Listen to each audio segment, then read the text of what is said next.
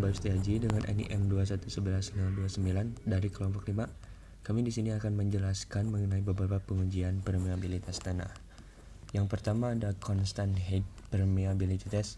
Seperti pada video, bahwa pengujian ini dilakukan untuk mengetahui seberapa cepat air dapat mengalir, seperti misalnya untuk bahan berpasir air mengalir begitu cepat, dan untuk tanah liat air bisa mengalir begitu lambat.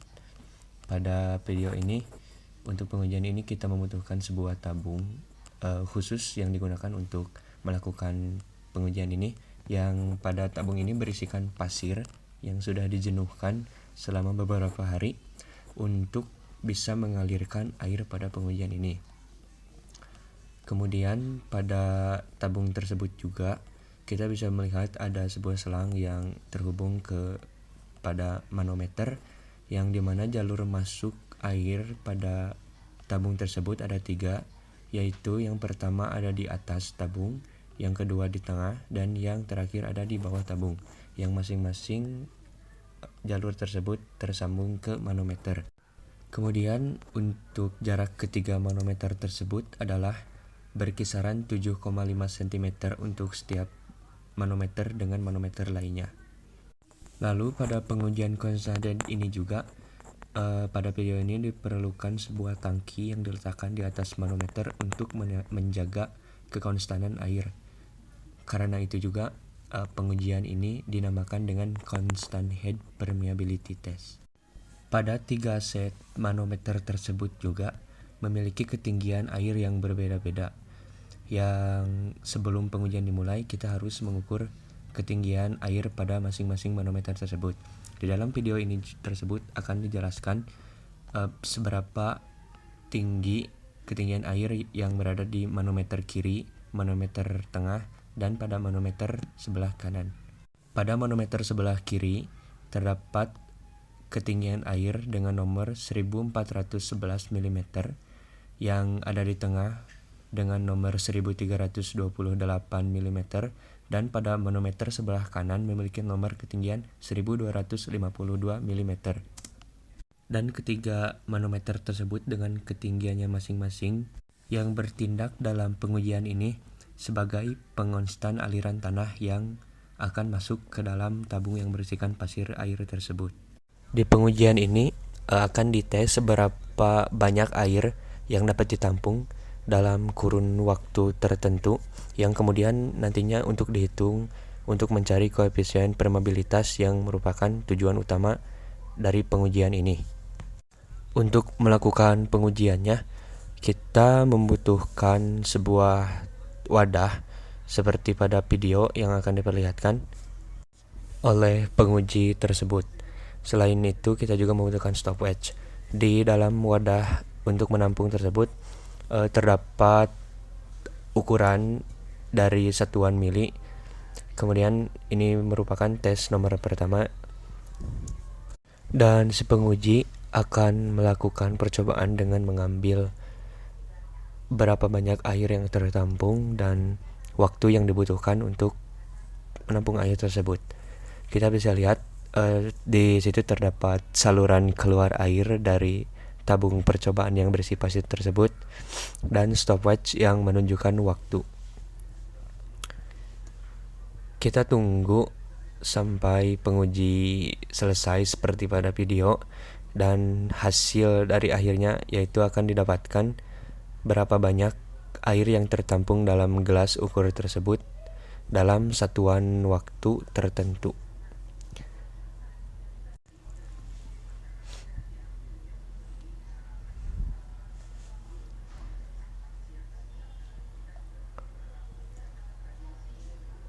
Dan untuk pengujian ini dengan waktu 43 detik didapatkan air dengan ketinggian atau sebesar air yang tertampung sebesar 92 ml.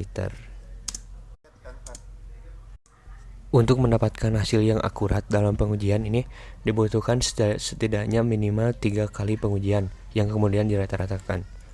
Kemudian pada pengujian nomor 2 ini si penguji dalam video itu meningkatkan tekanan air dari manometer tersebut sehingga akan mendapatkan hasil yang mendekati 90 mili namun dengan waktu yang lebih singkat. Kita dapat melihat penguji mulai memasukkan airnya ke dalam wadah dan waktu pun mulai berjalan.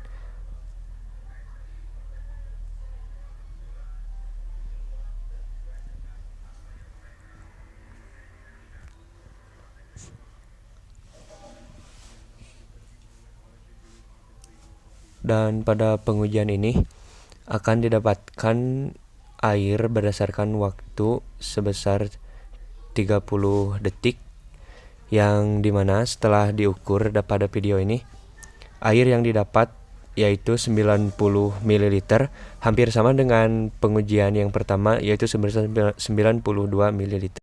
Dan untuk pengujian kedua ini didapat juga head level atau ketinggian air pada manometer yang akan berbeda dengan pengujian pertama, di mana di manometer bagian kiri terdapat 1324, di manometer tengah 1206 mm, dan di manometer sebelah kanan yang terhubung ke sampel sebesar 1096 mm. Yang kemudian dari data pengujian tersebut akan dikalkulasikan untuk mendapatkan koefisien permeabilitas. Perkenalkan, nama saya Derikja, NPM 211032, akan melanjutkan sebuah video rolling head permeability. Dalam video kita lihat ada seorang penguji yang akan menjelaskannya. Dalam video tersebut akan melakukan uji tanah jatuh. Uji kepala jatuh biasanya dilakukan untuk bahan berbutir halus seperti tanah yang memiliki permeabilitas sangat rendah. Kami telah menyiapkan sampel kami di sini. Itu di dalam cetakan ini. Sampel adalah tanah liat. Kami telah jenuh selama beberapa hari.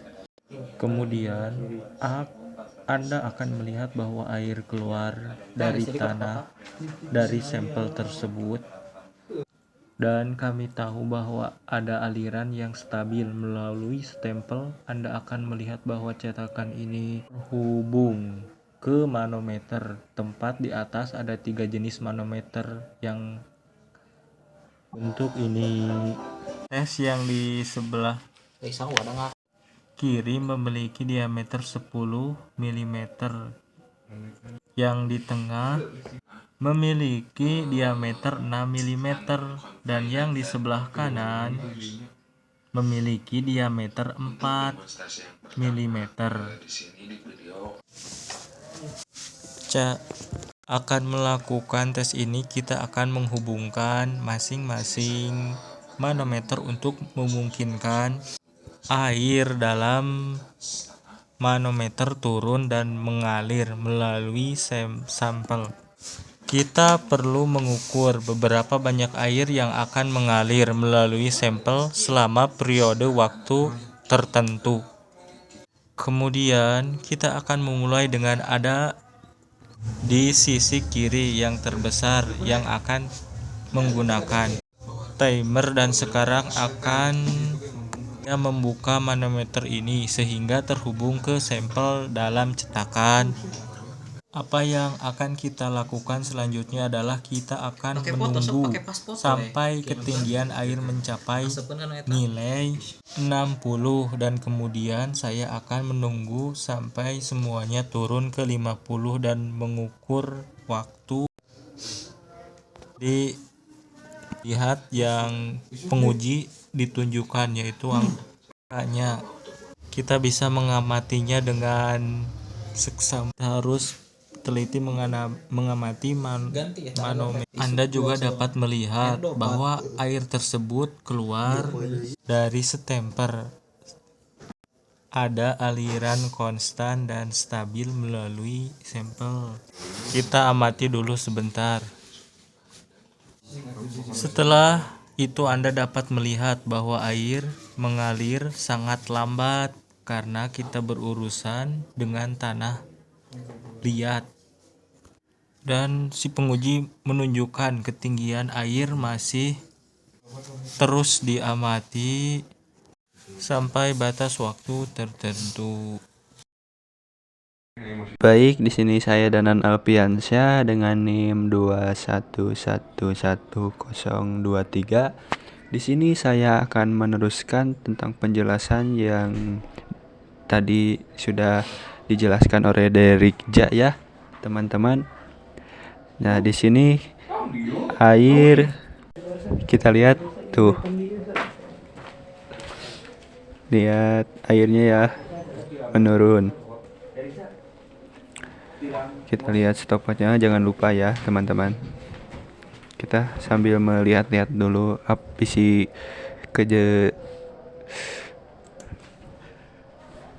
takutnya kita kelewatan atau kelebihan ya teman-teman. Ya, lihat kan hampir turun airnya. Berhenti. Dibutuhkan 2 menit 32 detik agar air mengalir di manometer.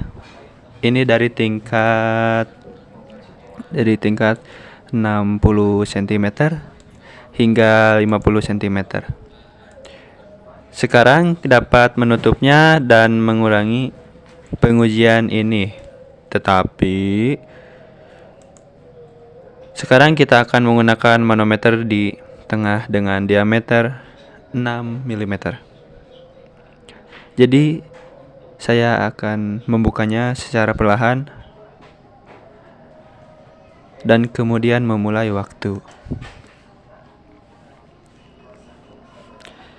Jadi sekali lagi kita akan menunggu saat aliran air turun es dari 60 level ya, saat aliran turun es dari 60 level menarik dari 60 ke 50.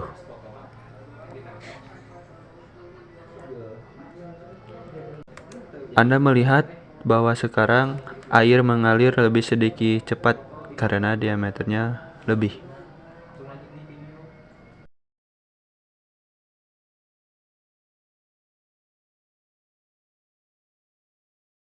Stop.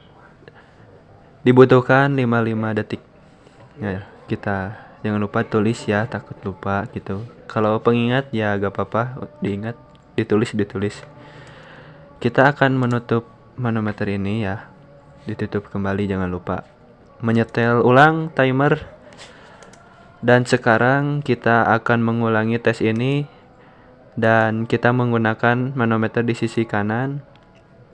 Dalam hal ini air akan mengalir lebih cepat karena ukuran manometer ini lebih kecil.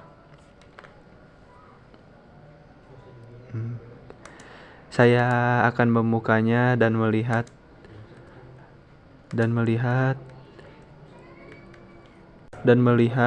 bagaimana kelanjutannya.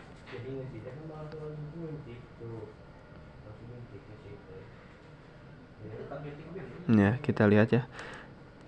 Saya akan mulai kapan itu adalah 50, saya mulai sekarang.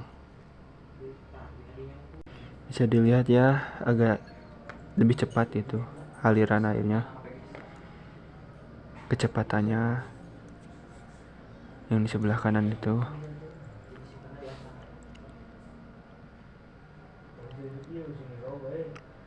Lebih cepat kan? Jangan lupa waktunya. Nah, berhenti. Dalam hal ini kami juga memiliki setetes kepala air yang sama dengan 10 cm. Tetapi hanya butuh 38 detik. Kita tulis lagi ya. Oleh penguji. Di sini saya Farhan dengan NIM 2111028 akan menjelaskan tentang permeabilitas tanah, unconfined dan confined aquifers. Untuk demonstrasi yang pertama, di sini di video akan diperlihatkan unconfined aquifer. Akan melihat akuifer di dasar aquifer bebas dan terbuka ke permukaan di bagian atas. Di video ini menggunakan pewarna untuk menunjukkan bagaimana air mengalir melalui aquifer. Di sisi kanan ada tangki memiliki ketinggian yang lebih tinggi, dan di sebelah kiri memiliki danau dan sungai. Saat memulai menyuntikkan pewarna, di sini dapat dilihat pewarna itu mengalir ke sungai. Baik, di video ini sudah dimulai disuntikan ya cairan pewarnanya yang berwarna merah ini. Bisa kita lihat di sini sudah disuntikan dan waktunya agak cukup lumayan lama untuk menuju sampai sungai. Oke, perkenalkan nama saya Muhammad Riksa Firmansyah dengan NIM 2111068. Di sini saya akan melanjutkan pengujian permeabilitas tanah tentang confined aquifer melaluinya. Dan sekarang kita akan melihat apa yang terjadi ketika kita menyuntikkan pewarna. Dapat dilihat pewarna tersebut langsung menyebar dengan cepat memasuki celah-celah yang ada pada lapisan kerikil dan pasir. Kita dapat melihatnya tertutup oleh aquitard dan aquiclude yang tidak memungkinkan untuk air mengalir. Dan pewarna tersebut membentuk atau mengikuti jalur yang sama seperti pada jalur unconfined aquifer dengan adanya sedikit gerakan vertikal yang diikuti dengan gerakan horizontal.